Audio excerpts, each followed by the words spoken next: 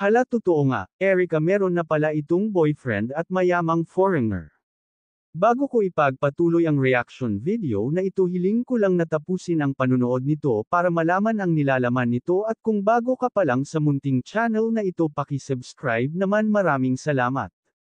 At huwag natin kalimutan suportahan ang ama ng Kalingap na si Val Santos Matubang at si Kalingap Rab. Isang mapagpalang araw sa inyong lahat mga ka-viewers. Isang foreigner ang gustong pumunta dito sa Pilipinas para makita ang kanyang iniidolo na si Erica. Wow, talagang isang foreigner ang pupunta dito para makita si Erica, talagang nai-inlove ng todo ang foreigner kay Erica, lagi daw siyang nanonood ng mga vlog noon ni Erica. Napakaswerte naman ni Erica kung sabagay maganda naman talaga si Erica kahit simple lang kahit sino ay magkakagusto sa kanya.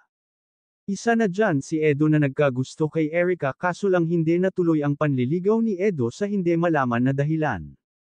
May isa pang haka-haka na nagkagusto rin si Mr. June kay Erica. Pero wala naman palang katotohanan ang mga yun at haka-haka lang yun ng mga viewers at netizen kaya nga hanggang sa ngayon ay magkaibigan na lang sila. Pero okay lang naman kay Edo yun, at least pareho na sila naka-move on. Ngayon naman ay may foreigner na gusto makita si Erica. Isa itong Italiano at napakagwapo nito, malay natin baka main love si Erica dito. Pag nagkataon wala na talagang pag-asa na mabuo pa ulit ang Edrica, tuluyan na talaga na mabubuwag ang Edrica Love Team.